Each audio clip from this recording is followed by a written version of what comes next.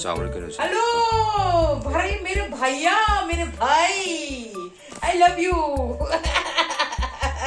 याम हरावे नसीदी I am so happy mayam bu taram na ukchari ngasi Yongchak Singju tawge da Yongchak Singju da ham bada ina changi se morok ham bada ina lawre morok se nipan muk lawre aduga masi je changan bada dum pupna soido nga nga lawra se Yongchak Singju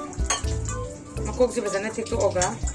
makuk tawra ga di ngasai chakmai da ngam da bajana morok to munna bani aduna ising khara lawre da smaina pupna soidas kay gumba pressure cooker daga kambo itadi morok iro may putpa dumay no wedi phaba duna tamni na morok met panina ina sakmay da nga mane khara pupna to thuna munna ban duga popto aga pasana morok tugi ina to law no bani smai to busna ha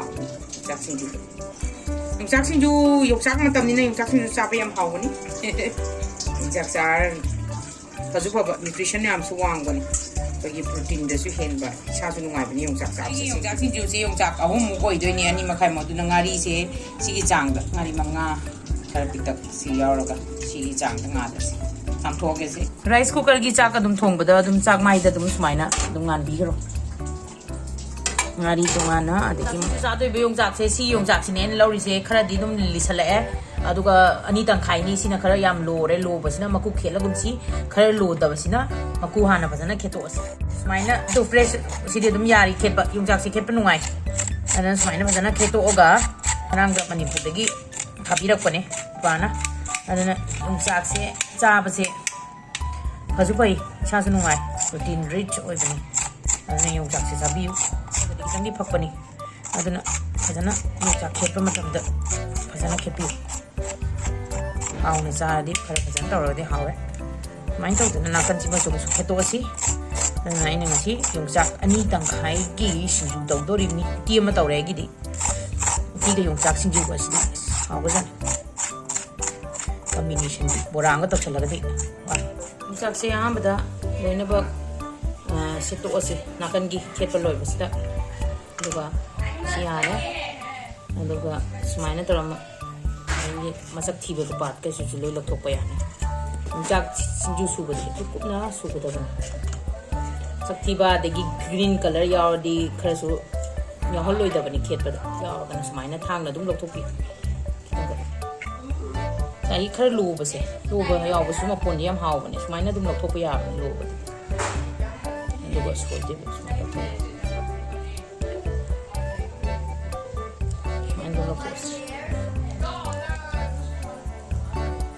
kham na ba ahum mari akoi na ngamjara di dum se maina ado Yongchak se kupna soi si ko ya ji chang mani kupna soi ge dam Yongchak kupi ko hawe hai ne han lam na di chaw ra na ya phar di dum chaw su sai mi ko ai di si ya sang je dum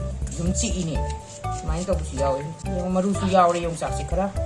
adana Yongchak maru yaw ra bani na khara makhok si kitang kan dom ti mal Yongchak ki kano se hujik matam ngan na bu Yongchak se yam thuna tholok ba ngai bu ninge do Yongchak se lo sale tu lo sala ni na Yongchak se lo sala ni chera bo ga to lo de dum lo bu Yongchak ka di phang ban Yongchak ju melasi metharasi mayam ju sure de morok si da ham ba da tum ha page tum cha bai chang da dum ha pe aduga ngasai gi azana mun met ka dam ya aduna haw bani am sigi yauri sin ke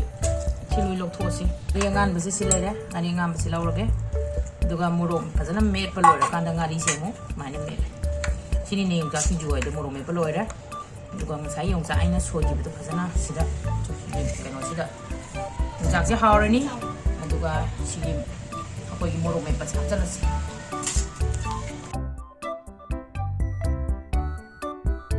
Yongchak sidi morok ka ngari ga se loina nammi boi thong se nammi boi pha bane thana phajana to piu da akoi cham na sumaina sar su yare maroi ma pang adagi Singju gi type ta mayam hapchalaga chawai ga loin ga hapaga du no mong mani makhan ni Yongchak Singju se mayam ko birang mani duga ai gi Yongchak tamni na ji ai gi khadi gom tairage duga telo shizo dum ape koi telo sai telo se maroi na ape aduga ai na mithi se ko na bane si Yongchak Singju si da haw bane manam jam nung shire Yongchak Singju se uti ga thong ba sa do re khoi di am hawra ni tin kukut yo le tin ra chen do re ꯑꯗꯨꯅ ꯃꯌꯥꯝ ꯑꯩꯒꯤ ꯚꯤꯗꯤꯑꯣꯁꯤꯕꯨ ꯄꯥꯝꯕꯤꯔꯗꯤ like subscribe ꯑꯃꯁꯨꯡ ꯀꯃꯦꯟ ꯁꯣꯏꯗꯅꯗꯤ ꯇꯧꯕꯤꯌꯨ thank you four washing